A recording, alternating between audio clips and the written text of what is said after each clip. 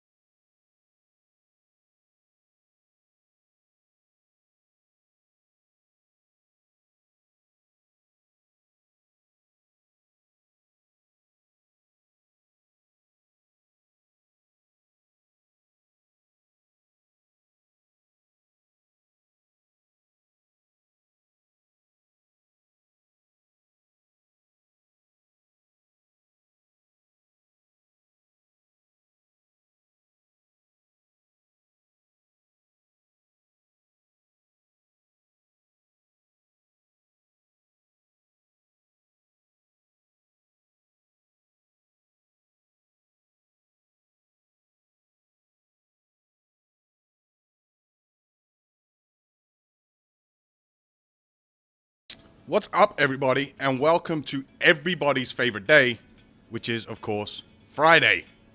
I am your host for today's Liquid Lunch. As always, I'm Pi, and I'm joined by my, I guess, still an intern, like an official intern, I guess, Snuggy. Hey, Snuggy. Hello, what's up? How you doing?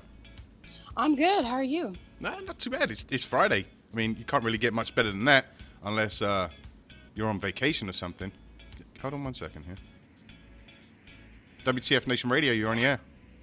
You're on vacation or something. Hello? Oh, I guess not. Oh. Okay. Yeah. I guess the show's going to start that way. Oh, hey, whatever, it's that kind of day. I know, right? But hey, I wanted to put something out to you guys. If you're watching on Facebook Live, you see this like sweet ass t-shirt I'm wearing. I believe we still have some in stock. You can head over to WTFNationRadio.com and I think there's a link there. It says store, I believe. And you can pick it up for the low price of freedom, $17.76. We're like real low as far as inventory goes. So head over there and check it out if you feel like picking one up. We also got some other shirts kind of flying around. For that, you're essentially going to have to like our Facebook page to kind of see that shit come up, or go over to the chat room, our live chat room with cameras and stuff over at WTFNationRadio.com, and you'll get the link for that there. Them t-shirts are a limited edition. Like there's only a few that is getting made, and they won't be done again.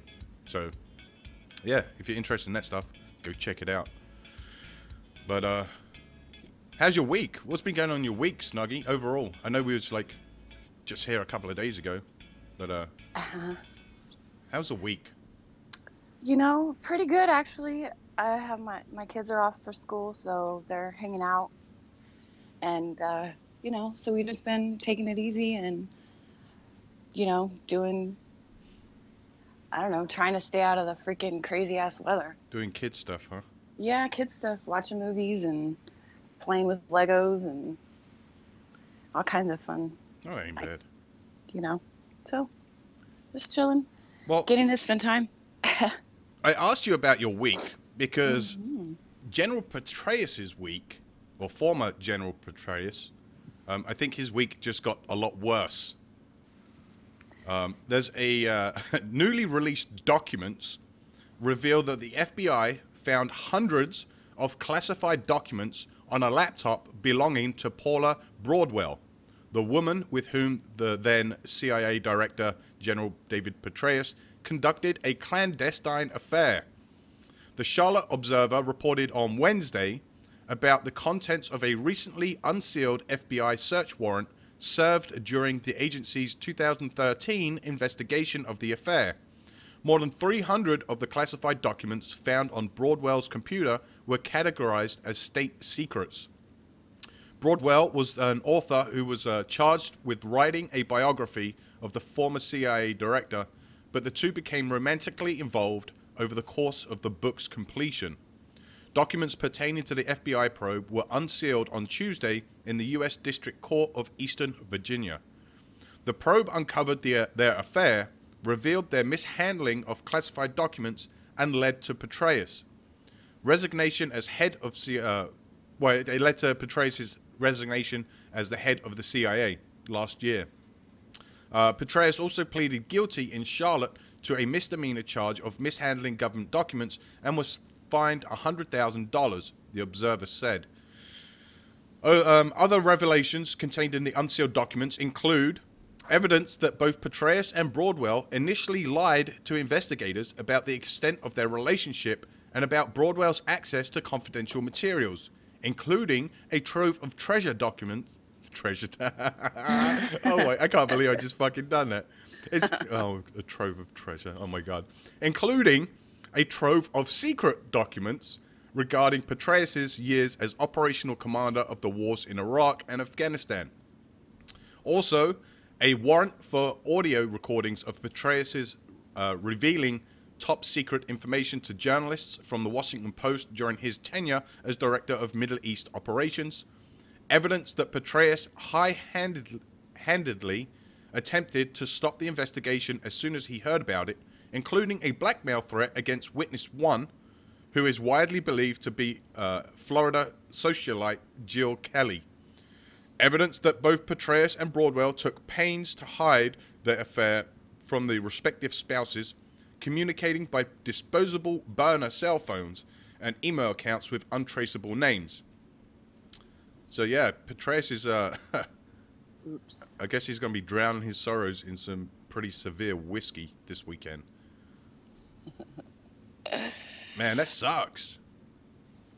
Well, you know, if you're not keeping your legs closed, you should probably try to keep your mouth closed at least. Well, I mean, at that position,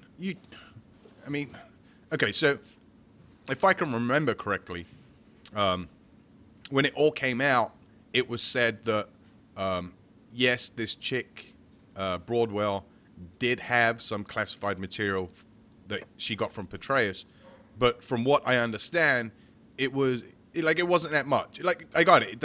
It's a serious offense. I got that. But it wasn't that much to kind of, I guess, make a huge deal out of it. But this just kind of blew everything open if it's true, and I'm guessing it is because the courts unsealed all this shit. Well, yeah, I guess that was what, you know, their evidence. They were able to bring him to that trial and fine him all that money. So, I mean, they had to have known that was what it really happened, but I guess whatever media was out at the time, you know, was just trying to kind of be like, oh yeah, like minimize it, I suppose. But this is pretty, I mean, you know, secret documents for his years as operational commander. I mean, that seems pretty major to me. I don't know. Correct me if I'm mistaken. Oh yeah, no, that's huge. That's huge. I mean, and obviously a person in his position is going to be privy to all kinds of not only top secret information, but SCI stuff, like compartmentalized information, where it's definitely a need-to-know basis only. So, I don't know, man.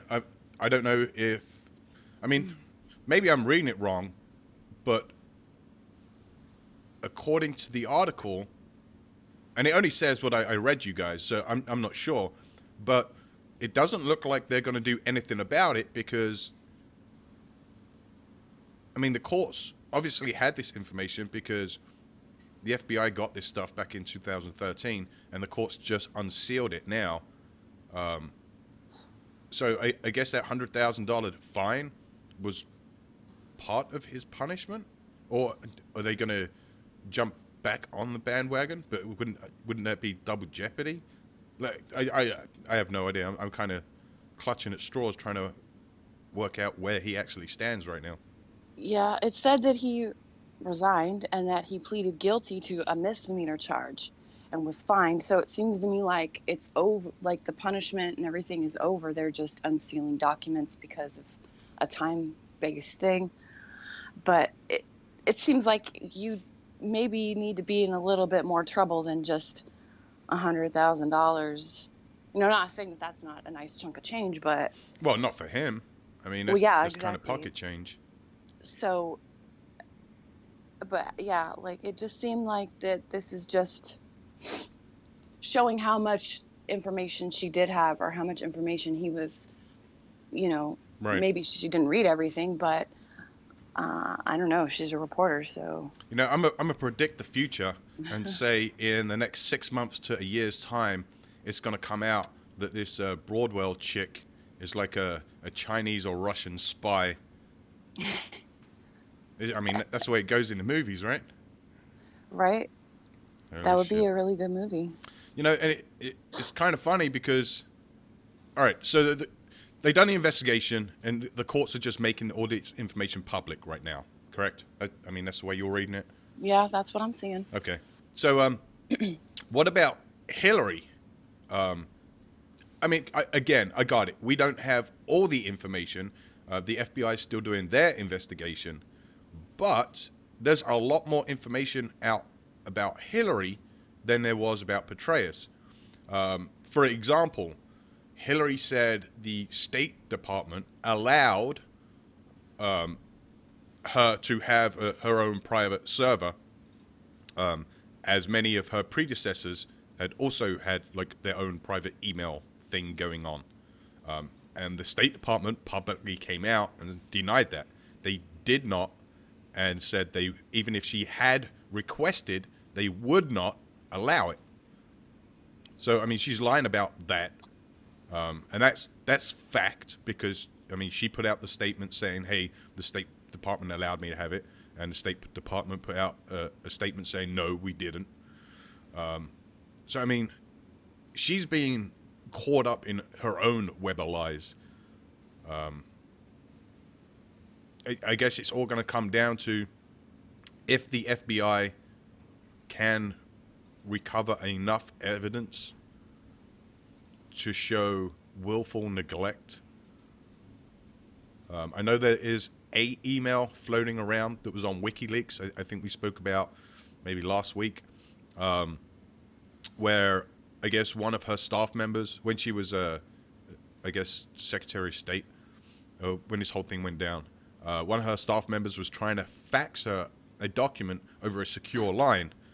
And they ended up emailing her saying, hey, it's not working. I can't fax you this over the secure line. And Hillary's reply, or the email address that is associated with Hillary's account, or with Hillary, they replied saying, don't worry, remove all markings from the document and send unsecure.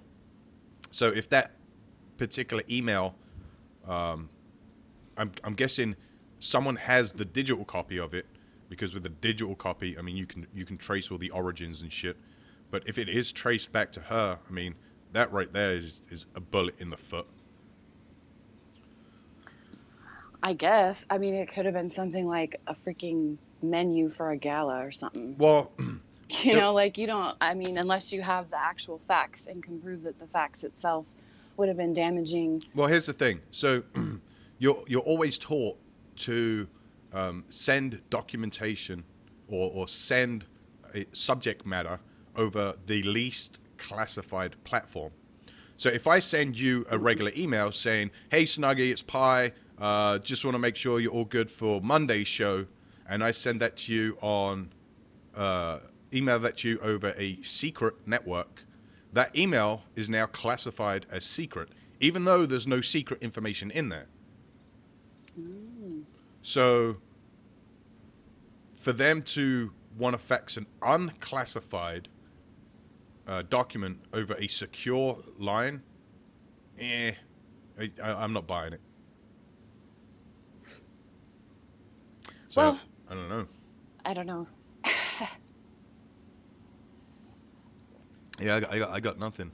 I mean, I think Hillary. I think Hillary's already shot herself in the foot. I think it's just a matter of time. Before she Although boots up. she was, I believe, sanctioned as the Democratic primary nominee. They haven't even like officially. I don't know. It's all a big setup. You know, they're gonna put in who they want from the get go anyway. And Yeah, and God, Obama's already what's the word? Fucking endorsed or something. yeah, Obama's already endorsed her. Like, Well, I kinda mean, have that's no choice. fucking surprise. I mean, forget about it being Obama. If there's a Republican president, then the Republican president is always gonna endorse the Republican nominee, No. and the same as the Democrat. So it doesn't really Yep. matter that it's fucking Obama. I mean, it's just another thing to bitch and moan about, but it really doesn't matter because whoever holds office is always gonna endorse their own party. It just is what it is. Right. So I mean, it's no big surprise really. Nope. But, Ugh. I know. I'm definitely looking forward to the hustle and bustle of Obama and Hillary. There was I don't know if it's real or not. And to be honest, I don't care enough to kind of go trudging through Twitter and verifying it all. But I guess Trump, man, I wish I could find it now. It was on over Twitter, and Trump had said, Trump had made some kind of Twitter post, and Hillary responded to it. I'm trying to find this damn thing, and my interwebs don't want to work, and Zuckerberg and his Facebook shit is dicking me around, and oh my gosh. But all right, so Oh God. I got it. All right, so Did you? Cool. yes. So Trump said, coming from, oh, I guess it is him. Coming from @real Donald Trump, he said, Obama just endorsed crooked Hillary. He wants 4 more years of Obama, but nobody else does. Then, I'm assuming this is Hillary Clinton. @Hillary Clinton said, delete your account. And Trump fired back with, how long did it take your staff of 823 people to think that up? And where are your 33,000 emails that you deleted? Yeah, it was Priebus or something. The Republican National Committee Yes. chairperson said, if anyone knows how to use a delete key, it's you. Yes. Which was pretty damn funny. Yeah, this thing is going to turn into such a juvenile pissing contest. Already it- is. It gets better. Hey, what's up, Mom? How you doing? Oh, Hi. since you started on this story, there's a new one out there. It's Donald Trump versus Elizabeth Warren. Their little Twitter spat. Now, for the unpolitical people like myself, I recognize the name, but who the hell is Elizabeth Warren? She's some piece of shit United States senator who really hasn't done much. And she claims that she's Native American, and she doesn't have a drop of Native American in her. Okay. Kind of like that white chick that claimed she was black and worked for Yes, like yes. NAACP or some shit. But nowadays, I mean, you can claim to be anything you want, Well, yeah, so I guess. it's okay. So what's up with Miss Warren? You there, Mom? Ruh-roh. Yes, I was yelling at my kid. Oh. Uh, Tell Minnie to behave. Oh, it wasn't Minnie. Then set Minnie on the other kid. The other kid, the boy. I'm in here trying to talk, and he's trying to get his Xbox out of the room that I'm in, causing a bunch of noise. And it's like, really? Anyways, so after the Massachusetts senator, the preemptive, and what the fuck, these big words. Anyways, basically, Donald Trump had a speech Thursday night, and then I guess this morning he called her Pocahontas and saying that she has a nasty mouth. And at the real Donald Trump, Pocahontas is at it again.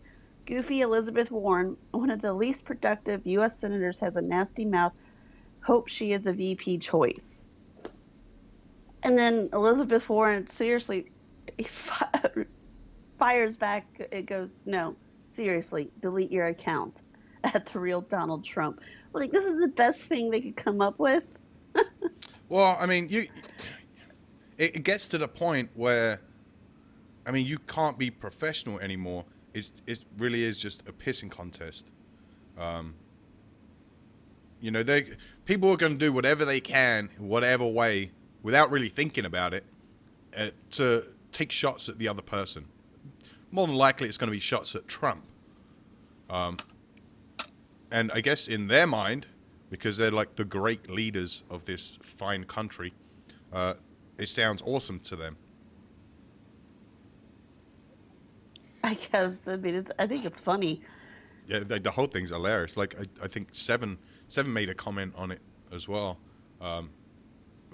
essentially agreeing. Like, this whole thing is fucking awesome. It's like watching fifth graders fight in the playground On their smartphones with Twitter.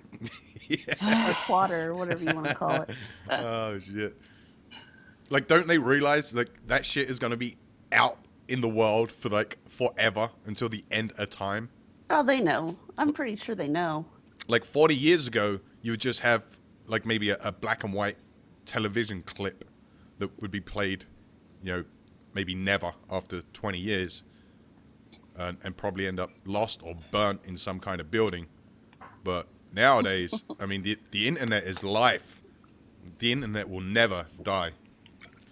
WTF Nation Radio, you're on the air. Fuck her right in the pussy. Yes, we can. Oh, he's back. Yay. Yay. I guess. I don't know. Oh, well. No, thank you. So I looked up Elizabeth Warren and her native ties or whatever. Apparently, she is 1/32 of Cherokee or something. But yeah, they're like, no, that's you're not eligible for that with that. So Wow. I don't know if that was like a campaign thing or just, hey, I got my genealogy back and I'm this and this and whatever, Knowing, you know, but knowing her being a liberal, she used it as a campaign thing. Oh, yeah, of course, yeah. I mean, she's 1/32, which means that she is some type of has heritage of some sort of Native American Indians. So you can't discriminate against her. You can't say she doesn't. Oh, no, for hell, fuck no. It's been proven she's got 1/32.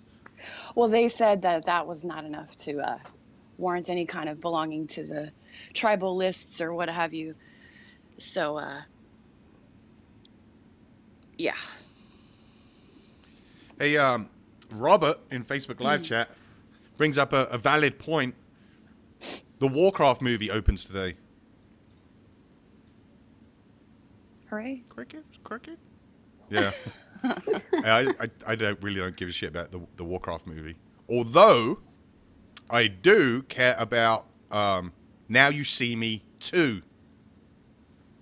Like, I'm a magic freak. Like, I love fucking magic shit. And the first movie was fucking phenomenal. The second one looks even better. But now I'm just thinking, are they going to end up doing a third and a fourth and a fifth? But in the second one, from what I've seen from the previews, Isa Fisher, she was kind of the redheaded one in the first one. She used to do soaps, TV soaps, back in Australia and various parts of Europe back in the day. She's married to Borat. Is she? So Sacha Baron Cohen. To Ali G? Uh-huh. Damn. That's a funny dude. I watched Borat again the other night. That's funny. All right, guys. So what we're going to do is we're going to take a quick music break, and then Snuggy has got some news for you. I think we should make it a permanent thing, like Snuggy's news time or some shit. I don't know. Well, that's kind of what we do, right? I guess. Kind of. A little bit. Yeah, like here and there. You know, every once in a while. We're back. We're back. Whee! So, as promised, guys, Snuggy is doing the kind of... I don't know, we need to come up with, like, a name for this segment. I don't know. I don't know. I don't know. I guess we'll work it out. Sure. Well, let the viewers and listeners kind of work it out. There we go. Suggestions for names and keep them nice. Well, that last part's optional. No, it isn't. Just kidding. Send us some names. What we should call Snuggy's segment of, I guess, news coverage and all that kind of stuff. But anyway, it's all on you, Snuggy. Go for it. All right, cool. Well, so this article comes from the Daily Caller, and it talks about metals being found. Metals, like metal, not metals that you wear. Like metal, like iron and silver and gold, and not medals on your chest? Right, exactly. Okay. So metals found in Iraq dust have led to a number of soldiers' illness in recent years. Dr. Anthony, he's an assistant professor at Stony Brook School of Medicine, Anthony Zima, said that they've biopsied several patients and found titanium in every single one, that they've inhaled the metal. It's not a little, it's a lot. Seema, who also directs the allergy clinic at the Veterans Affairs Medical Center in Newport, New York, said 6 soldiers who had recently come in due to shortness of breath had metals such as titanium, iron, and copper in their lungs. He has also diagnosed dozens of Iraq war veterans with constrictive bronchitis at his branch alone. Several theories exist as to why the dust is different in Iraq than anywhere else in the world. One theory is that because of the number of bombs dropped by U.S. and Iraqi forces during the 1991 Persian Gulf War, metals fused with dust and became permanently embedded. Another theory is that the dust was contaminated by burn pits in Iraq and Afghanistan, where workers burned 240 tons of trash a day in order to get rid of waste, creating the pits just miles from where service members were sleeping. The dust particles have sharp edges and attach themselves to the interior of the lungs. The cells that defend the lung cells cannot engulf and digest the titanium. It's different from other dust, Zima said. Both titanium and iron are associated with diseases such as pulmonary fibrosis and pulmonary hypertension. The Department of Defense releases an annual morbidity report, and in the analysis, all of the reports dating from 2001 to 2013 found the number of people reporting respiratory and chest symptoms increased at a pretty big rate, and that 14% of service members who deployed to Iraq or Afghanistan had new respiratory problems, including shortness of breath, coughing, and wheezing. The new data is striking, but there's not much that can be done to prevent the inhalation of dust, barring removing U.S. soldiers from the country. In regards to the new data coming out, Zima simply said, quote, "It's pretty scary." I vote for just taking everyone out of the country. Fuck that place. But, I mean, that is pretty freaking scary, though. Yeah, because you can't get rid of it. There's nothing you can do except breathe. I don't know, this can't take it out. I mean, it's in these people, so. Just run around with respirators on all day. I mean, so according to the article, essentially, anyone who's put boots on ground in Iraq is fucked, or their chances of being fucked is greatly increased. Yeah, well, especially because they don't know the exact cause. You know, they're kind of still speculating on how this dust actually got into the people's, if it was because of the trash burning or because of, the... Well, I wouldn't say trash burning. Well, maybe. I mean, Afghanistan's a different... The land in Afghanistan is different than it is in Iraq.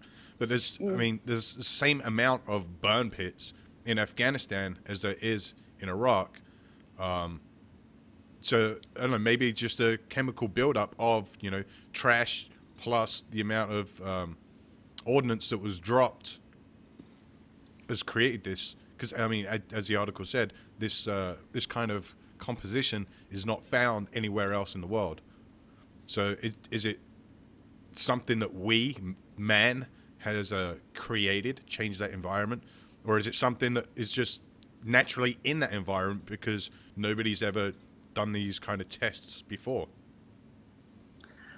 Yeah, that's a good question. 'Cause if it's something naturally found in the dirt, that they have those deposits. Yeah, because I mean, until until Iraq and all that kind of stuff, and we had guys over there, no one, I don't think anyone's really taken any notice of soil samples and all that kind of stuff. So I don't know. Maybe it could be a natural buildup, but for it to not to be found anywhere else in the world, I think they're ultimately going to pin it on the fact that it comes from burn pits. It's all man-made burn pits and ordnance.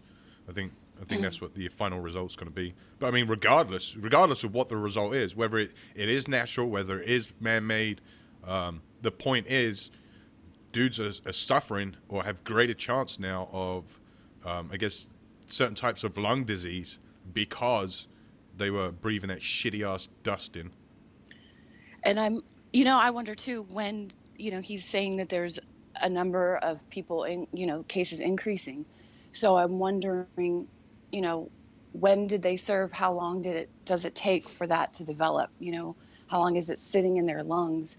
And is there something that you can do maybe when a person comes back, or, well, I mean, more preventative measures when people are there, obviously. They said for the most part, you can't really do anything. Now, No, can't do anything to treat it. Right, because I mean, as the article said, titanium, your body can't break that shit down. So I mean, you're fucked. But as far as how long do you have to be exposed? Well, my argument, if I ever had major lung problems and stuff, I mean that's the first thing I'm gonna go to is the fact that I was in Iraq and Afghanistan. And at some point I was around fucking burn pits, whether coming in country, leaving country, whatever the case may be, you was around that shit. So, I mean, that's going to be my go-to fucking, that's why my lungs are all fucked up. Not because I smoke all kinds of shit every day. But, I mean, as far as exposure and how long you're exposed to it, and if that has an impact, I mean, does it really matter? Because you take a good whiff of, dust and it's in your fucking lungs. People can have a cigarette, and maybe not literally, but a cigarette, and then end up getting lung cancer. People could fucking have a sniff of some fucking poisonous gas and die. So exposure, while yes, it does matter, overall everybody is different and everybody's body reacts to things in a different manner. So my argument is exposure doesn't matter. As soon as you are exposed, you've then been quote unquote poisoned or toxic or whatever. Yeah, you want to do. I understand that. I meant how long is it taking for these symptoms to develop after the exposure? Is it is it immediate, or is it damage over time that you just start seeing because your body is working to get it out? You know what I mean? And not that I'm just curious, but I think that there probably needs to be certain things implemented. Like if you are going to be the one burning the trash or be around it, maybe not just a simple mask, but maybe you need the whole shebang. Right. 'Cause, especially if there's no cure or way to treat, then you need to work more on prevention. And if that means, taking people out until you can really assess how, I don't know. Well, I mean, it's... I just think it sucks. Just one more thing to the list that can go wrong that they can say, oh, well, it's not really because of that. Well, I mean, they're going to use that argument with everything. Because if they admit that your medical issue is a direct result of your service, regardless of what it is, whether it's because you was in Iraq, whether it's because you jumped off the back of an LMTV when you was told, hey, jump out of the truck, whatever the case may be, if you get fucked up and you can prove, or they admit that your ailment is part of your service, then they're spending insane amounts of money treating you and everybody else with that same medical condition. So, yes, they're going to try and push it off as long as possible, but they'll eventually come out with, yes, this is a direct relation to, whatever is your service, or Iraq, Afghanistan, whatever. I think they just done that with some crap in Vietnam. Like, I know Agent Orange was a long thing, and that was dragged out for I don't know how many years. But there was also something else I remember reading. I can't remember what it is, but I read something, or maybe it was the Gulf War. I can't remember. One of the freaking conflicts we were in, they just now finally pretty much admitted that whatever it was that was in the environment at that time is also causing issues with people, and is a direct relation to their service. So I don't know, man. Well, this dust being only found there, they're going to have a hard time arguing that it came from somewhere else or something else. Or exactly. I mean, I guess their next move is going to be arguing that your lung condition is not directly related to you being in Iraq. You could have got this a number of other ways. But I mean, you can argue it however you want. I guess the bottom line is, and I don't know if they can do these tests well, I guess they can. So when they do these tests, to check your lungs for whatever lung condition you have, I guess the deciding factor would be is if you have titanium in your lungs. I don't know of any other way you're going to get titanium in your lungs unless you're like fucking just breathing it in for a good old Friday night. Yeah, so I mean, like I said, if it's only found in one part of the world, I mean, they can't really dispute that. But I'm sure they'll find a way. I'll try, but yeah, I don't know. It's just sad because, it's like one more thing that they're going to try to deny and say is not direct result of this for that, and, give people the runaround. And then meanwhile, you have people suffering who can't get any relief, and you're just continuing the problem, I think, because they're probably not going to recognize that people need to have preventative measures while they're serving over there as well, because I doubt that's going to really change much. Well, I mean, how do you prevent something that first of all, you don't know about, and then B, when you do about it, so they know about it now, so what can they do as of now to prevent this thing from the guys that are currently in Iraq and the guys that are going to be going to and back to Iraq? I mean, can't 100% prevent anything. People got to breathe, but well, I mean, like the article said there's no way to prevent this apart from not having anybody there. And D-Max just said the exact same thing as I said earlier. Wear a respirator the whole time, a pro mask. I mean, there's no way to fucking prevent this shit. So, well, that's where you'd have to study the people that do have this have this particular respiratory thing, and where they were, what they did. Like you kind of have to retrace steps to, I guess, find a better source or how much exposure. Like, because if you just go there and you're doing a regular, kind of job, but you're not maybe so much outside or whatever, maybe those people don't have a problem because, you know what I mean? I don't know. Iraq has a shitty ass environment, and it doesn't matter where you are in Iraq. At some point, at some time, you're going to get caught up in a sandstorm, and them things fucking suck. I mean, they look good from a distance. It looks pretty freaking awesome, but then once you're in the middle of that shit, it fucking sucks. And I mean, you can't do anything about it. Well, then I guess we don't send people there anymore. Sorry about your luck. See, and that gets back into the argument is like, yeah, don't send anyone over there. Let fucking Iraq take care of its own damn country. But Iraq's not able to take care of its own freaking country. So that means it's just going to, once again, become a terrorist hotspot, a breeding ground. And then that is a direct threat to the United States of America. So do we just sit back and wait for them to come here? Can't do that. You go over there and put your foot down, so to speak. Life sucks, doesn't it? It does. It does. I mean, if I was the fucking president, I'd just bomb the whole fucking country. But that's just me. That's probably why I'm not president. Maybe. Maybe we can get Redleg as president. Yeah. I mean, if the veteran community was able to fund the Range 15 movie, which was, I think the community together put in like $1 million, I'm pretty sure we can come up with campaign funds for Redleg as president. Redleg for president 2020. No, yeah, D-Max, you ain't running for nothing in 2020. Like, I don't even think you'll be an intern by then.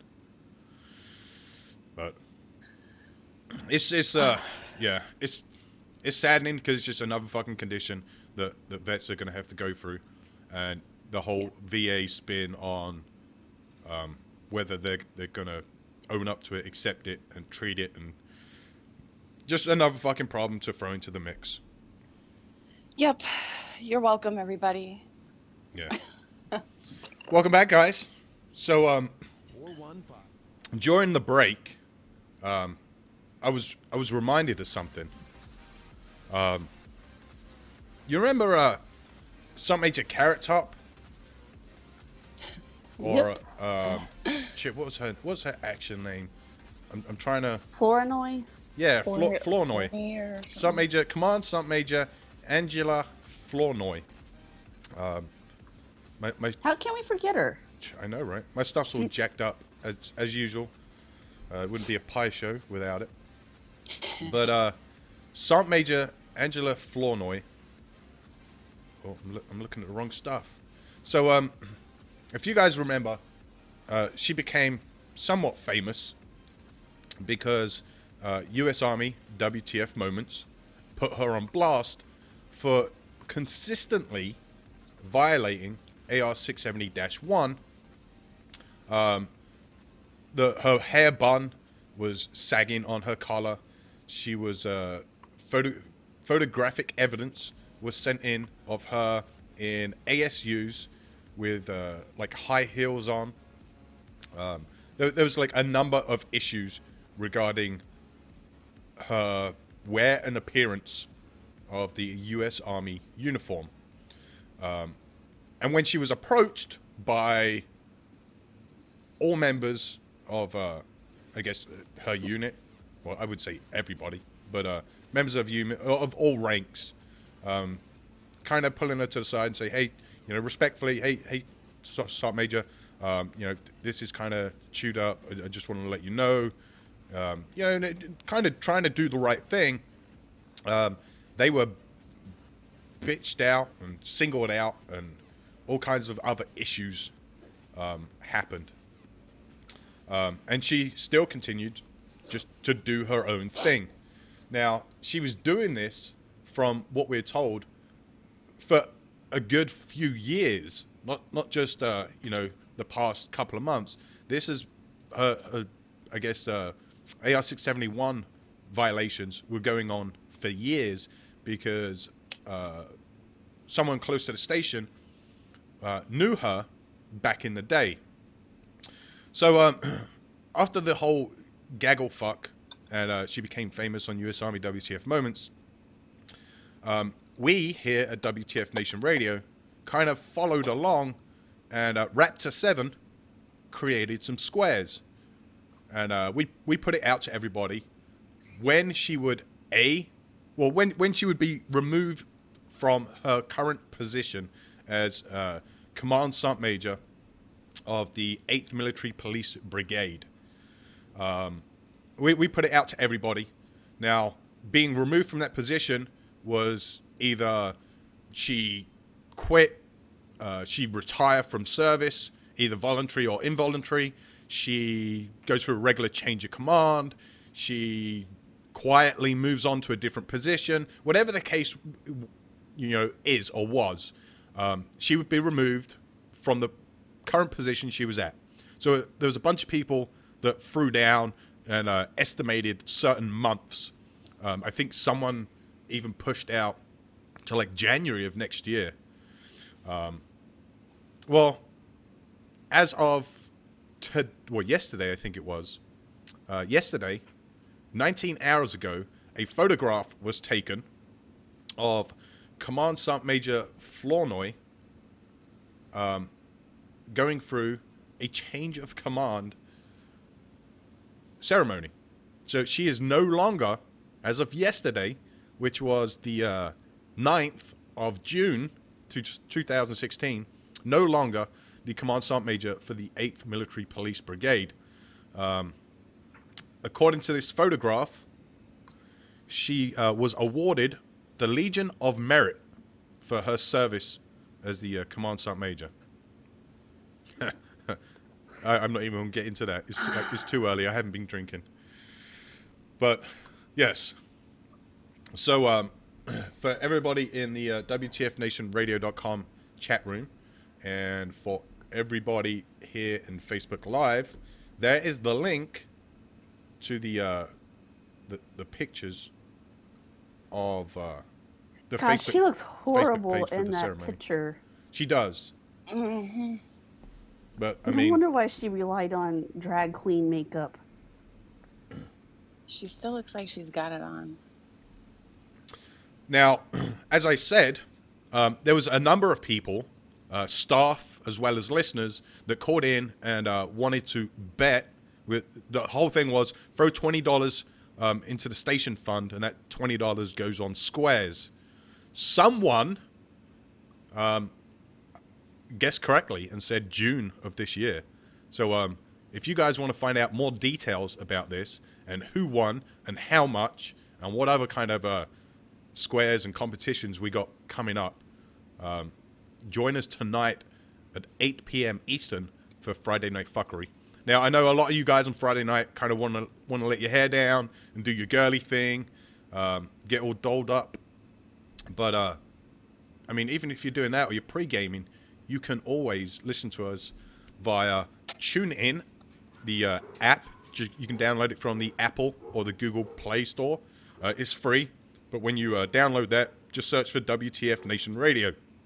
You can also download the WTF Nation Radio app, only on Android, because iTunes didn't want us. We tried paying them to put the app up there, and they're just too incompetent. They fucked it up. So we're only on Android. So you can just search for WTF Nation Radio on the Google Play Store and download that. If you're on a computer, which is probably the best way to listen to us, especially on Friday nights, just go to WTFNationRadio.com, go into the live chat where there's cameras, and on Friday nights it's almost guaranteed there's boobs as well as other body parts flying around. Yeah, so make sure you guys tune in tonight. I got a feeling it's going to be a good show, and you can find out more about Sergeant Major Flournoy and who won the squares on her being, I wouldn't say removed, but her moving on from her famed position. Since we're talking about famed people, you guys remember Wednesday night we had First Sergeant Retired Carter on the show, and he spoke out about his letter that we posted on US Army WTF Moments. It's a retirement letter where essentially he gave everyone a big fuck you. Well, we just got a message from him, and it may sound fucked up because he was driving while he was voice to texting this thing.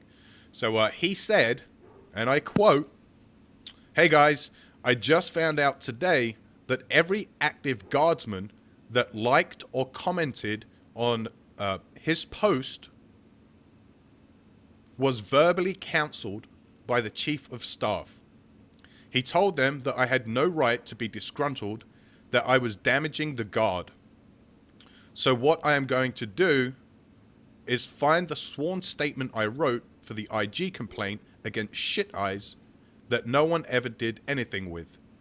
I doubt anyone will fail to see the cause of mine and many others' happiness. It's not as humorous as my last stuff, but I promise you that I will invoke very strong emotions. Do you think you guys would be interested in this? Hell to the fuck yes. So, yeah, I guess any active guardsman that commented or liked his post about his whole retirement letter he sent up, I guess they've been verbally counseled by the chief of staff. What kind of shit is that? Here's how to use Facebook so you don't hurt my feelings. Yeah, that's ridiculous. Wow. Oy. Yeah, I got nothing, man. Like, holy shit. So how about some good news? Yay. Let's turn this frown upside down. The Department of Veterans Affairs has actually done something right for once. They have finally fired 3 senior officials at the Phoenix Veteran Affairs Hospital on Wednesday. The VA initially proposed the removal of Associate Director Lance Robinson, Chief of Health Administration Service Brad Curry, and Chief of Staff Dr. Darren Deering in March. The VA cited negligence and oversight failures as reason for the termination of the 3 administrators.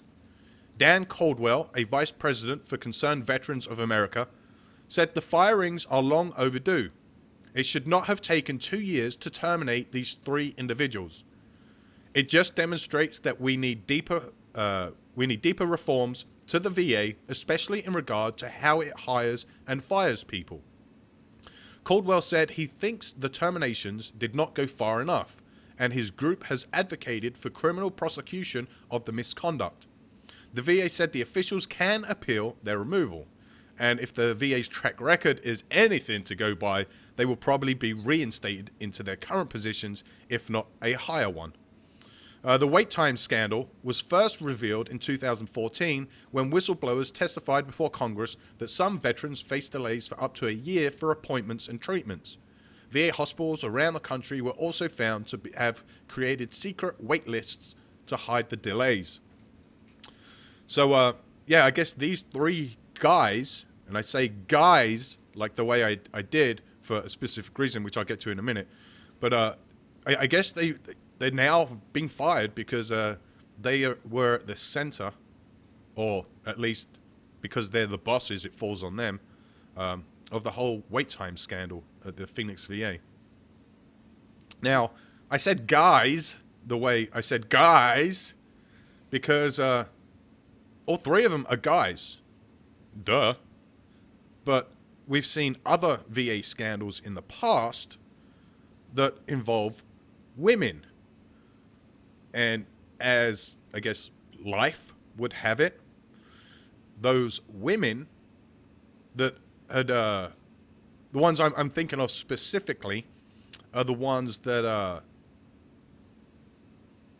kind of messed with, how do I say it? I'm all fuck it up for words. I guess they used their position to transfer other people of a lower position somewhere else so they could take the lower position but at the same time earn the same wages as they were for the higher position. So now they got a new position with less responsibility, earning the same amount for the higher position with more responsibility. So them chicks that got involved in that, they were fired, but then they were reinstated because of some fucking bullshit that the VA is probably going to pull again. So I'm now thinking, if this does stick, obviously these guys are going to appeal it. I mean, they're going to be idiots if they don't. So I'm thinking they're going to appeal it.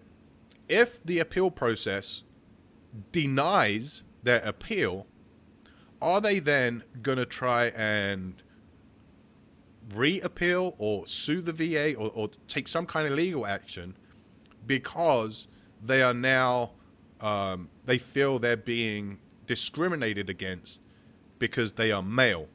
because the females that got into their shit, they were all reinstated, but because they're males, they're not able to be reinstated.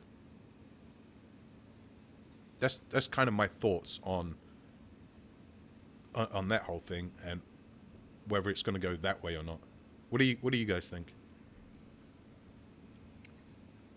Well, I'm glad that they're terminated, but I think that you're probably right in that they'll try to find some kind of loophole to get rehired in some other kind of capacity. If not, get almost their same job back. I don't think it has to do with being male or female necessarily, because I think the track record shows that the VA doesn't really care if you're male or female. If you fuck up, they're going to still find a way or try to find a way to save your butt. And so it'll be interesting to see how long it takes before they're kind of still quietly working there or sneak back in. And, I happen to agree that they're going to try to find a loophole and, use that. We've talked about that organization, and I forget the abbreviation now for it, but the organization that helps these individuals keep their jobs, because they've look through the paperwork and say, oh, well, Right. So, that's what I'm waiting for, to see when they get their jobs or some job back, because I agree with you, it probably won't last. On one hand, I feel that the VA is going to try and use everything in their power to fire these guys, because I think for the most part, I mean, everyone knew the VA's fucked up. Everyone's got that. But I think for the most part, the VA really wasn't in any kind of major sites until this whole Phoenix VA wait time scandal came about. Like, that's when everything blew up about the VA, and then you started hearing about every other thing the VA was screwing up on. So I think because of that, because this wait time scandal put the VA in everybody's sights, I think the VA is going to try and use these guys and make an example out of them. But on the other hand, it's the VA, so I don't know. I'm kind of split. I don't know. If you guys got something to say on this topic or any others we've been speaking about or will speak about, or if you want to talk about a topic of your own, give us a call, 415-889-8367. But I mean, like I said, I think, overall, generally speaking, I don't think the VA cares whether you're male or female. But I think these three guys, if I was one of these guys, that's the route I would be taking. Hey, these three females fucked up in a rather large way, and they got rehired. And this is assuming they had zero direct input on the whole wait line things, and they're just getting fired because they're the bosses, so ultimately responsible. But I would say, hey, I wasn't directly responsible for this, and I'm getting fired. That's because I'm being discriminated because I'm a man. All three of us are men. All three of them are women. They fucked up worse than we did. They got rehired. Why are we getting fired? That's the route I would play. And they probably will. I mean, something like that. I'm sure. I mean, if you can get rehired because you broke into something and have a criminal record, like, yeah, like that. I guess a wait list, well, yeah, that's bad and freaking awful and douchey, and they all should be fired, but apparently they get to have special privileges that the rest of us don't get to have, and I think that they will fight it, and I'm pretty sure they'll get some kind of job back. And, we're just supposed to be placated with the fact that they're no longer associate director of blah, blah, blah, or whatever. But it's still not going to really change anything. Oh, no, of course not. I mean, there's still... Yeah, I mean, it's still the VA. The VA is still going to do what the VA does. which is fuck shit up and make people wait and suffer. Yeah, because, they're not doing anything else, right? Yeah. So, so 9/11 wasn't that long ago in the big picture of things. The last known 9/11 search and rescue dog has just recently died. There were 300 working dogs that worked during the at the World Trade Center site. On Monday, 24 firefighters and search and rescue volunteers in Cypress, Texas, lined the entrance to the Fairfield Animal Hospital to pay tribute to the final walk of 16-year-old Bertang, who thought, oh my God, I can't word today, thought to be the last surviving search dog that participated in the 9/11 recovery effort in 2001. According to a press release from the Urban Search and Rescue Group, Texas Task Force 1, Bertang, well, I guess pronounce it Brittany. It's spelled Brtagne. How do you pronounce that shit, Brittany? I don't know. That's newfangled weirdos for you. I guess that's kind of like Bobby. Like you pronounce Bobby Beyonce. Okay, I understand that now. Okay. Anyway, Brittany met her handler, Denise Corliss, an electrician and volunteer firefighter with the Cy-Fair Fire Department in 1999, at age 8 weeks old. At the age of 1, the Golden Retriever began official search and rescue training with Task Force 1 in Texas. Working with Corliss 20 to 30 hours a week, eventually receiving certification as a search dog from the Federal Emergency Management Agency.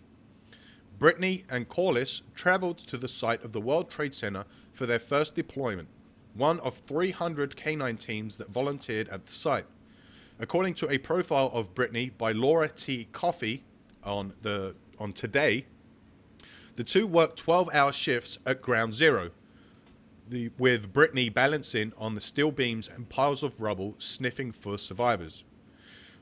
I really believe we could find somebody, anybody, if we could just get to the right void space, said Corliss. But our reality was much different. We found all various kinds of remains, some unrecognizable, others not so much. After that deployment, Corliss and Brittany went on to work for many other disasters, including Hurricane Katrina, Rita, and Ivan. Brittany retired from search and rescue duty at the age of 9, but stayed active working as a service dog in a local elementary school, giving first graders and special needs students a friendly face to read out loud to.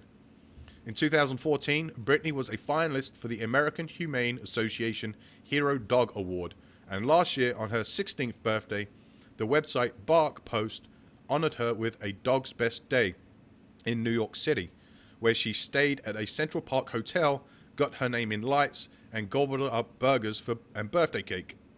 Corliss tells Coffee that she knew it was time to put Brittany down when she didn't eat for 3 days. She was really anxious last night, and she just wanted to be with me, Corliss said. So I laid down with her, right next to her, where she could feel me. She could settle down and go to sleep. I slept with her like that all night. The next day, members of the Cy-Fair Fire Department and Texas Task Force 1 turned out to salute her as she made her way into the vet clinic before accompanying her flag-draped remains to Texas A&M, where she will undergo an autopsy as part of an ongoing study on 9/11 search and rescue dogs. This was a very small way for us to pay tribute to a dog who has truly been a hero, Cy-Fair Volunteer Fire Department Captain David Padovan tells Coffee. Just because she's a canine doesn't make her any less part of our department than any other member. Man, that's kind of a, I guess, shots for Brittany. Right? Wah. Poor doggy, but thanks, doggy. I know, right? I've seen pictures of her and stuff because, I like animals, and they're cute and fluffy or whatever. And, you know, I had heard about the story, you know, that she had passed away or whatever. They had put her to sleep, and, you know, it's just nice that, I don't know, I think when people and animals work together and have relationships, and that, you know, I don't know. Sorry, I'll get off my hippie soapbox. And... No, I mean, But- any working dog, Yeah. whether it be a military working dog, police working dog, search and rescue dog. I mean, I have a soft spot in my heart for them because I get it. They're born and then raised to be a working dog, and you know, especially dogs such as German Shepherds. That's what they do. But when you train these dogs to be working dogs, that's all they know in life. That's all they want to do in life. Mm-hmm. Like, that's their whole calling. You guys remember Target and their, I guess, public statement of allowing transgenders to use any bathroom they want and all that kind of stuff? Yes. In their stores, and there was like a big freaking outcry about that. I specifically remember one woman took a photo outside of a Target store with her daughter, and her daughter looked like, are you fucking serious? You're doing this to me? And then the mother continued to fucking rant and rave about how she's never going back to the store, and I don't, some dumb shit. But anyway, according to this, which was posted Wednesday, a small bomb exploded in the women's bathroom at a Target store in Evanston, Illinois on Wednesday, and officials are investigating whether it's connected to the company's policy allowing transgender people to use the bathroom of their choice. Give me a second. WTF Nation Radio, you're on the air. Hey, Pius McNasty, how's it going? Hey, not too bad, man. How you doing?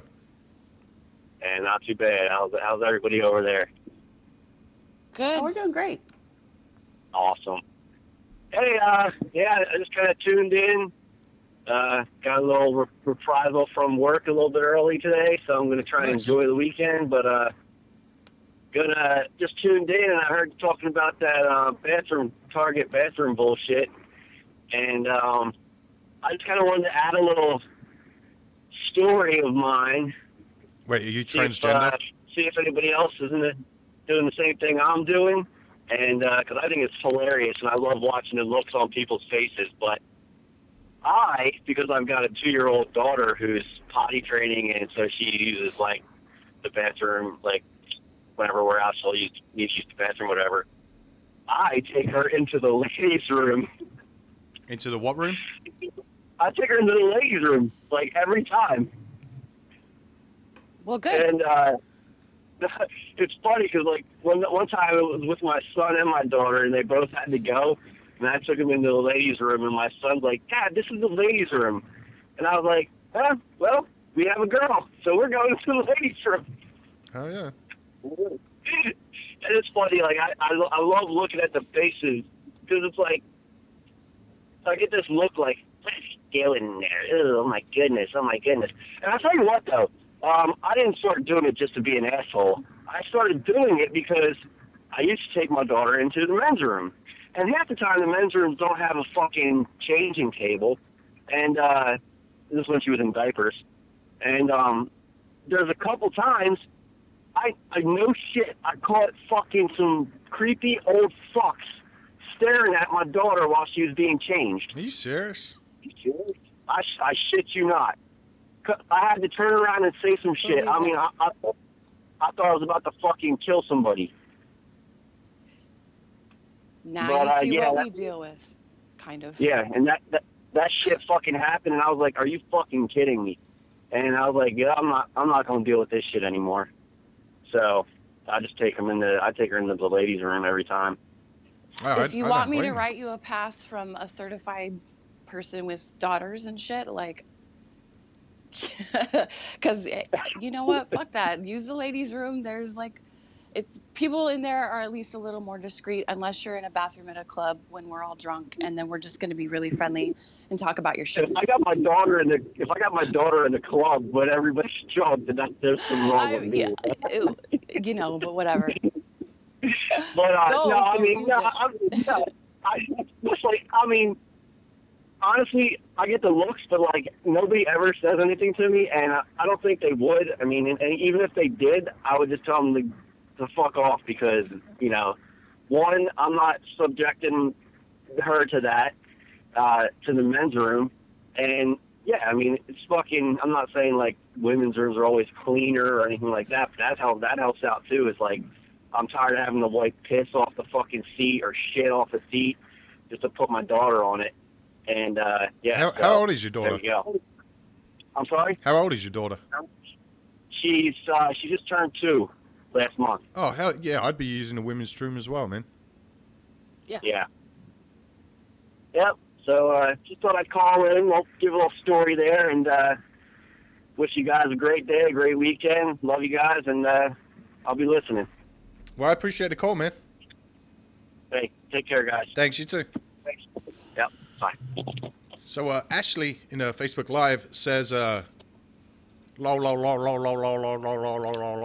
women's bathrooms are nasty. Well, Ashley, my dear, you obviously haven't been in the guys' room, because if the women's bathrooms are nasty, then I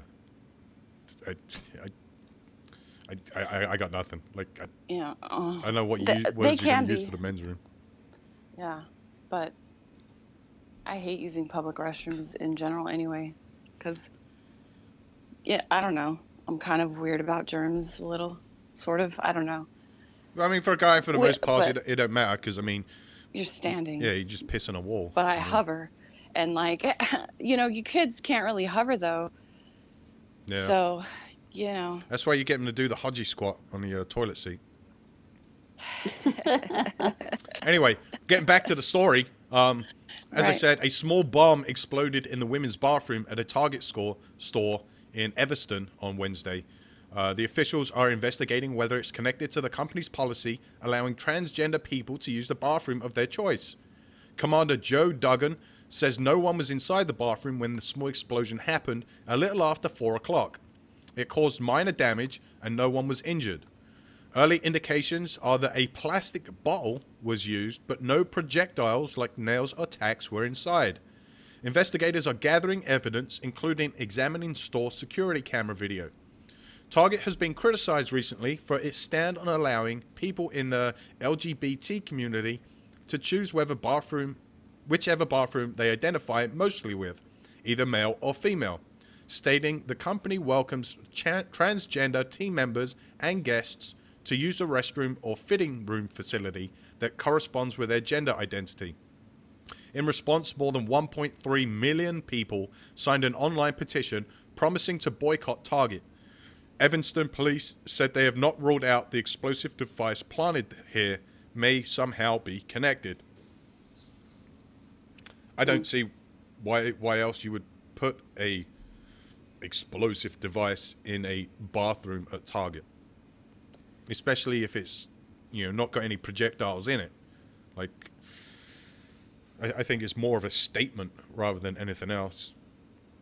Yeah, but kind of a fucked up one. Oh, yeah, I totally agree. I mean, and because of what it is in itself, is terrorism. Because whenever you make a statement such as an explosive or an act of violence to make a political statement, that is pretty much the definition of terrorism. Yeah. So whether it's got projectiles in it or not is kind of irrelevant. The fact that it is what it is, yeah, that's straight up terrorism. That ain't no fucking way to act and fucking make your voice heard. Like I don't know why I'm still amazed at what happens nowadays. Well, you would think in our country, you know, within the United States, and like these type of acts, you would think they would be unheard of. But of course, you know, people still do them. And I mean, it's this is no different than somebody bombing an abortion clinic. This is just stooping down to the the level of like ISIS and what they do. Yeah, that's essentially what it is. I mean, it's the exact same as the IRA back over in England. You know, they used to bomb bars, clubs, leave V-bids outside restaurants, TV stations, you know, all over the place. You know, they would bomb highways and all kinds of places. Now, they weren't directly, well, apart from the bars and restaurants, but at that time they kind of stepped their game up. Apart from that, everything prior, unless you was a military or a political target, everything that happened within the civilian realm of things never targeted or never directly targeted civilians. Now, they done a lot of damage, but and in some areas, it was where there was a huge populace, whether it be, you know, in the middle of the day, that there could have been, you know, hundreds of thousands of people, or a building that, you know, thousands of people worked in, whatever the case may be. But whenever they did target those particular areas, it was always at like 2, 3 o'clock in the morning, where nobody or a handful of people were there. So everything they done was for a political statement, but it almost seemed like they tried as hard as possible to make sure there was little to no civilian casualties, until they kind of stepped their game up and started bombing bars and shit. But I mean, yeah, it's the exact same as that. I mean, what's going to happen next? These guys are going to step it up and start putting fucking projectiles in these quote-unquote MRE bombs? Well, let's hope not. Yeah. I don't know. It's just... Like, I hope this was just one person just kind of, for some reason, being pissed off and doing something stupid just for the hell of it, rather than trying to make a statement. Because I guess if they don't get the response they want, or I guess ultimately they're trying to send a message to target. So if they don't get the response they want or the outcome they want, I got a feeling they're going to step up their game, because that's generally what people do. This is what I don't get. If you don't like Target's bathroom policy and their changing room policy, then don't fucking shop there. Easy as that. Right? Just don't Go shop there. Somewhere else. Go to Walmart. That would mean the person's got common sense. I mean, it's no different, than, a florist or a bakery, about the whole denying, people of their services, because of their sexuality. Then don't buy your cake from that person. Why would you want to do business with somebody like that? Right. That just doesn't make sense. I agree with you. There's plenty of other options. If you don't like something, that's really where you're going to hurt people, is through your money, Not taking them to court and force, like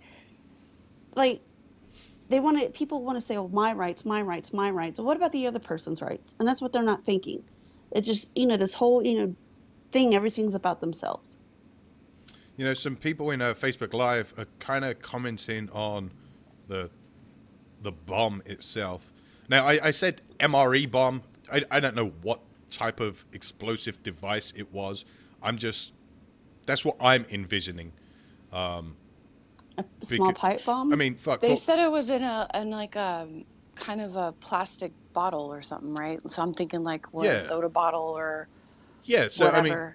So kind of like an MRE bomb or some kind of what's the other type of stupid bomb people do on YouTube? They put like baking soda and Coke in a bottle or some shit and let it blow up. Mm-hmm. Like the article doesn't go in to say how detailed this bomb was, or I mean, I guess that's all still being kept close while the investigation is going on. I guess what the statement they could have been making is trying to make people fear their lives from going to Target, that they're the targets are going to be targeted by bombs. Yeah. Well, that's definitely, I think, Yeah, I mean, spot on. You know, yeah, that the could be another message you'd thing. be sending with that. Yeah, because of your LBGT fucking policy, I'm gonna scare people into not going to your business. I don't even really like going to the damn movie theater anymore. So there's that. Yeah, I think it's generally everywhere in the world has turned from what it was, 20, 30 years ago. I mean, I don't know every generation says that. Every generation says, well, today's a lot worse than when I grew up. And of course it is, because everything evolves. But I think overall, the violence and the spread of it is a lot more than what it was. I don't know. I could be right. I have to disagree. I think that it has always been a crazy, violent world, and we just focus more on a lot of stuff, and we can learn about it a lot faster and a more widespread way because of social media and stuff like that, and everybody. Okay, so essentially you're putting it down to ignorance then. I'm putting it down to human nature. So no, you're putting it down human to ignorance. Nature. Because I knew as a kid growing up that I knew about terrorists, I knew about terrorist acts, I knew about violence, I knew about gang violence. And back when I was growing up as a kid, I didn't have the internet and all this shit, but yeah, I still knew about it. I knew what was going on. I was aware of everything. But just and because it's still the same, right? No, I think it's got a lot more violent now because of, for example, this incident right here. Some random person who probably ordinarily wouldn't do something like this is now stepping up to do something like this. Well, I remember as a kid hearing about people getting shot at Luby's and McDonald's and stuff like that. So, I mean, I think you see trends of types of violence, but there is still people are still people, and they're only going to be so imaginative, or I just think that we all complain about the same things for a reason, because it's the same. That's why it goes throughout all the generations. You want to romanticize and wish things were better back then, or because you feel like maybe they could be better in the future. If you think about, oh, they were great back in the day, that gives you hope that it's not going to be so shitty tomorrow, even though in the back of your mind it's always been kind of crappy. It just depends on what side of the windshield you're on. You know what I mean? I mean, it's always going to be shitty. The world's always going to be violent. The world's always going to be shitty. I got that. But I think now with modern technology, such as the internet and all this other kind of cell phones and all that shit, the ability for regular people to now be able to reach out and gain information to be able to create bombs and shit like that is so much more now that you have maybe not so much more violence, but the chance and risk of it is so much more. Shit, back growing up, I didn't have the internet. So the only thing you really had, from what I can remember, is the Anarchist's Cookbook. And I even think that was kind of freaking outlawed at the time. Nowadays, you get on the internet, you Google for half hour, and you can go make a pipe bomb. You can go to places. It'll tell you where to go, where all the purchases you need to make. You can go to different stores so it doesn't look suspicious. My point is that it's not necessarily new information. People have known how to do this stuff and have passed it down. It's just a different method of passing it down that we have now, and it makes it seem like it's more widespread or more prevalent, but it's just the ease at which that you can find out, and the ease at which other people who have those intentions can get information. And I think that's the scary part, but I don't think that there's necessarily more violence just because there's more information. Because if so, then we'd all be experiencing much more dramatic events close to us, Well, I mean, you know, I've heard gunshots go off at various times in my life or whatever, and they're usually not super close, but, you know, I know what they sound like or whatever, and I don't hear more of them than I think I normally would, you know, at any other point in time. Just yeah, but I mean, that's gunshots. I mean, well, you're going to I'm have. just using it as an example. Yeah, like but just that's a different. quick, That's different than regular information. I well, mean, yeah, but it's still, but there's still, you know, I don't necessarily, although I'm sure I could easily find out, you know, there's like police scanner apps and stuff on the okay, phone. question. Go ahead. Yeah. This person that created this non-projectile bomb, do you think they would still have that same ability, or they still would have done it if the internet and the technology we have today wasn't around? No, they wouldn't. No. They wouldn't have been able to learn how to do that or what to do. So with technology evolving, the world has become more dangerous, and it's created an environment where more people have the ability to do dangerous things. So, Sure. and by definition, that becomes more dangerous. The world So is more let dangerous. me The play the environment's more devil's dangerous. advocate then. Does that include high-tech weaponry? No, because high-tech weaponry, even though yes, it means the world is slightly more dangerous. I mean, it's generally speaking, you're not going to be able to get your hands on that because high-tech weaponry. Well, no, I'm not talking about like a nuclear bomb. I'm talking about like guns that can fire out more bullets, and you know, just better technology like that. Better guns, better. You know, you don't have to like stuff the musket and like do all that No, I mean, stuff they're and like still- whatever and light the fuse and They're still blah, blah, as blah. deadly. So I mean, you're guns. kind of like, where do you draw the line though from development and making the world I don't know, a different kind of place because you have the ability? Where does the line get drawn? Well, what I'm talking about is information. Like, guns have been around forever. It doesn't matter They where totally have, but they've Okay, improved. That's so just my it- well, example. it- Cars have been around forever, but they've improved. But that's too. We don't irrelevant. drive That's 1928 irrelevant to the Fords. argument. That's irrelevant to the We argument. don't get our news. No, it's not an irrelevant It is. argument. We don't necessarily get our news just from radio anymore. We have internet radio, That's what I'm which talking we're about. on right now. That's our technology. That's We don't just do a fireside chat. We have a public address on television, and we do have the internet. We do have these tools. So what? You just either don't develop them or ignore that they exist or ban them or put rules on them that make it restrictive because you're afraid of what information people can have. People, All right, Well, here's so- the thing: we could ban and put rules on all that shit as we want. People are people. They're going to do what they're going to do. exactly. Right. So you can't stop it, but You were saying have about to put it in perspective. you were- It's not you were talking- necessarily new. you were It's talking just about different. guns being improved. That's irrelevant. This has nothing to do with the argument because you can improve a gun, you can improve a car, you can improve a tank, you can improve an Our aircraft. modes of communication have improved. Our Hold- modes of getting information have Well, improved. it's irrelevant. The equipment improving is irrelevant because the equipment can't do shit without a person. So back in the day, every motherfucker could go and get a gun. It was And make their own bullets right. and stuff like yes, that. That's a lost yes, thing they could too. do that. You know But- what? But guess what? You know, gun violence is still going to be gun violence, and it's still going to be prevalent, and it's still going to happen. Now, the information that's available today wasn't available, 20, 30 years ago.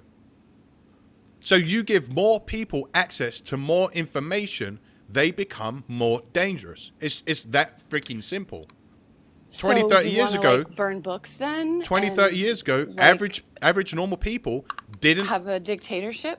No, I'm not saying that. I'm just stating a fact that the more information you give to people, the more available it is, the more dangerous people are going to become. Because they then have access to that. Just like this Target thing. Maybe 20 years ago, this person wouldn't have done that because they didn't have access to the information that instructed them how to build that type of explosive device. But because the information is available today, they were able to look it up and they were able to build it. So They use- information does help with people being more dangerous. True, but you can use that for ideas. They used to think that the Bible shouldn't be translated into common languages or read by common people. They used to not teach people very many skills, including reading at times, because they wanted to control people. Because if you can read, you can learn anything you want, and you can kind of change your circumstance and learn and become something better, right? So they used to restrict all of those things as well. So where do you stop restricting the freedom of information and ideas because you're so worried about somebody doing something wrong with it if people are going to do the wrong thing no matter what you do anyways? Well, I never said anything about restricting anything. I don't believe you should restrict anything. All I'm saying is the more you allow information to be put in the hands of people, then the more dangerous people will become. D-Max says Oklahoma City bombing, doubt he had interwebs. And you're probably right. But he probably knew people that showed him how to create that device. It's that simple. People don't just wake up one day, roll out of bed, and be like, oh, wow, I know how to fucking build an IED. I'm going to go do it. People get the information from somewhere. Whether it be back in the day word of mouth, whether it be today, the internet, is irrelevant. But the more available you make information, the more dangerous people become. And by default, the more dangerous the environment becomes. It's just that simple. I'm not saying restrict information. I'm not saying, burn books or stop people from gaining that information. I'm just saying you have to take note and acknowledge the fact that if you allow people to have unrestricted information, then you inherently make them more dangerous. But there you go. So we kind of went over time as well. Well, that's okay. Yeah, I think it was a kind of educational. I believe so too. Hopefully, we're not the only ones. Yeah. But hey guys, join us back here tonight at 8 p.m. Eastern. As I said before, Redleg will be on here for Friday Night Fuckery. I'll be back. I'm pretty sure Raptor 7, Raptor Mom, and at some point Cos will be on as he's normally the judge for Drink That Tune. So it's your chance to win a sticker or something. So make sure you check us out tonight. You got anything, Snuggy? No, just thanks for listening, everybody, and I hope you all have a nice weekend. Alrighty. You got anything, Mom? Actually, yes. Just kind of stay tuned this weekend because we do have Range 15 tickets to give away. Oh. I don't have details yet. I thought we were doing that on Monday. Possibly, but just you have to stay tuned to find out how we're giving away these tickets. Oh, shit. Ooh. There you go. So if you want your chance to win some Range 15 tickets, go over to the WTF Nation Radio Facebook page and like it so you can get like notified and stuff when we push it out. Also, I guess tune in tonight, tomorrow, and Sunday, especially Monday, for more details. So from me, Raptor Mom, and Snuggy, as always, enjoy the rest of your day. The voice of U.S. Army, WTF Moments. This is WTF Nation Radio. Well, that's all, folks. That's my line. Step aside, babe. Let a star do this. That's all! That's all, folks! Can I go home now?